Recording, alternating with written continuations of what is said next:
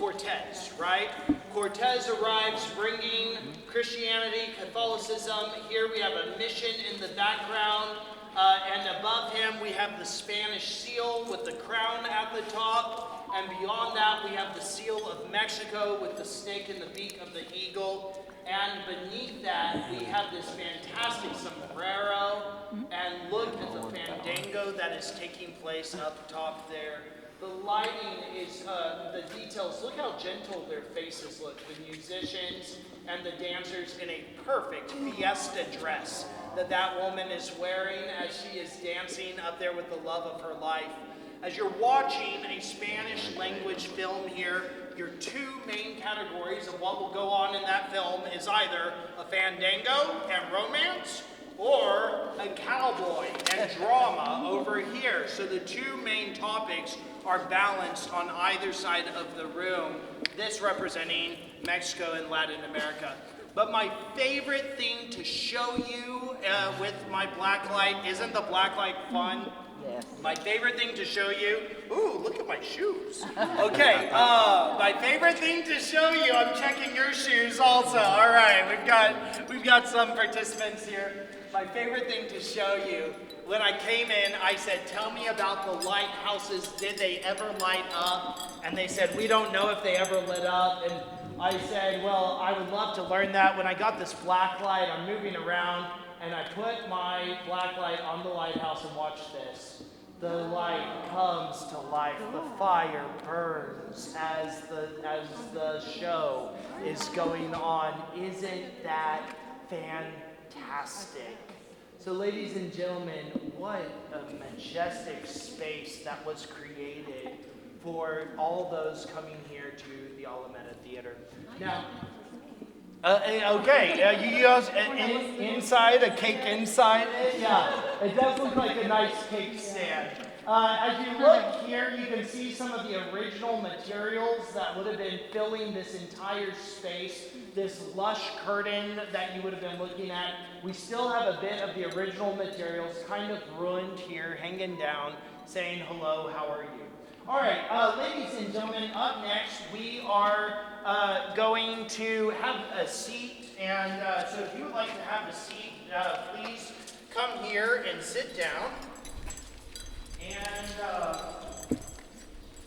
I want to, as you're finding your seats, let you know that we had so many performers that performed here at the Alameda Theater who were really well known, fantastic personalities who stood on that stage. And I've got some photos that I wanted to show you. The first well-known performer is this guy here.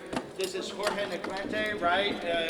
And what a handsome character he must have been to see in person. Does anyone recognize this woman here? Who is this? Maria Felix, exactly. She also performed here at the Alameda Theater. This woman here, anyone? Lola Beltran, very good. Ooh, we're doing well here. We've got this guy. Who is he? Miguel Aceves. It is Vicente Fernandez. Yeah, very, very good. And lastly, this guy here, Pedro Infante.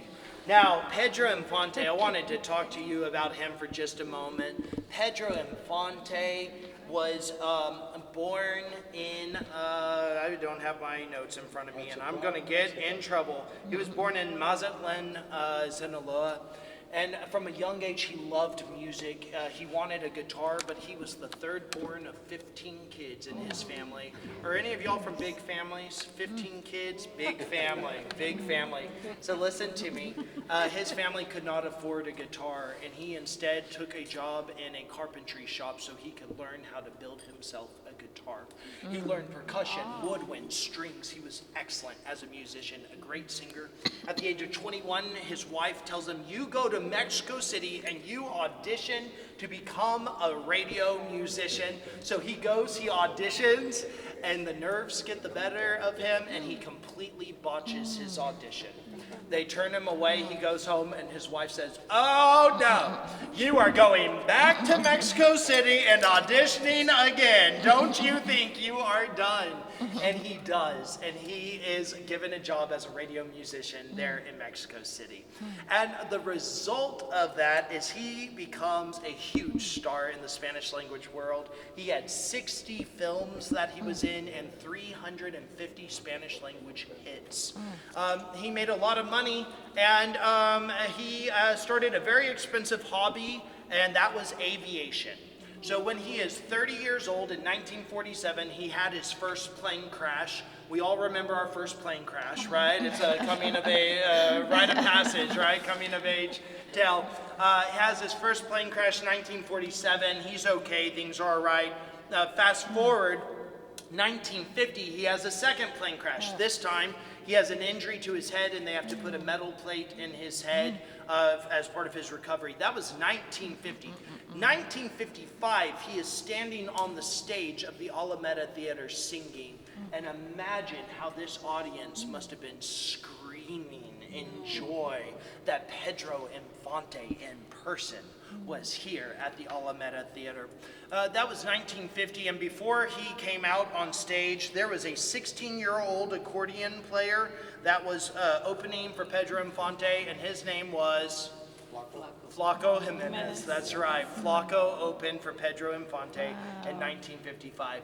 2 years after his performance here at the Alameda Theater, Pedro Infante needed to go from the Yucatan to Mexico City, and so he took his plane to fly to Mexico City. When I say his plane, you're probably picturing like a little plane. Would you like to see his plane? It is a B-24 military cargo aircraft that was converted into a private plane for Pedro Infante. This is the aircraft he is flying with two other individuals. As he takes off, one of the four engines goes out, the plane spirals out of the sky, crashes into the ground, killing 3 people on the ground and killing all aboard the plane. And the question was it really Pedro Infante? Was he the one that was flying the plane? They have difficulty identifying the remains, but one of the casualties of that crash had a metal plate in his head and had a bracelet that said Pedro Infante. The news of Pedro Infante's death rocks the Spanish language world, 1957. The hospitals report a spike in people coming in from shock and health concerns after they heard the news that Pedro had died, and there are suicides attributed to the death of Pedro Infante. They are devastated by this. In 1977, there will be the death of a very well-known musician here in the United States. Who is it, 1977? Elvis Presley. Elvis Presley in the United States died when he was 41 years old. Elvis Presley had 80,000 people attend his funeral. Pedro Infante, 1957, was 39 years old, and listen to this, he had 300,000 people at his funeral in Mexico for Pedro Infante. So I want you to understand that was the magnitude of the people standing on that stage. What an honor that we could have them here in San Antonio. And as they're singing, I've got a question for you. Look at this fantastic mural on either side. Who were these murals painted for? Who? Who's the audience? Spanish. Okay. Spaniards. The Spaniards, the Mexican Americans of San Antonio, it's the audience, right? Yes. Sitting here. And notice these words, confluence of civilizations. Over here, Mexico, Latin America. Over there, Texas in America.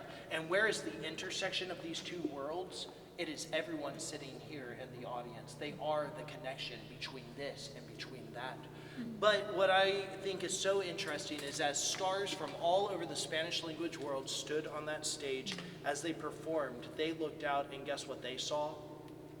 They saw those same murals that the audience is saying. And the stars from the Spanish language world say, there is something different about San Antonio. There is something different about these people who are here in the audience tonight. What a city. And so it is a diplomatic message almost that the stars from all around the Spanish language world would get to see. Now, ladies and gentlemen, up next we have some film clips of other performers here at the Alameda Theater. So Sebastian, my wonderful superhero, aren't we grateful for Sebastian tonight? Yay, Thank you, Sebastian. for being here. Sebastian is going to grab some popcorn and some water to offer it to you all. And I am going to set up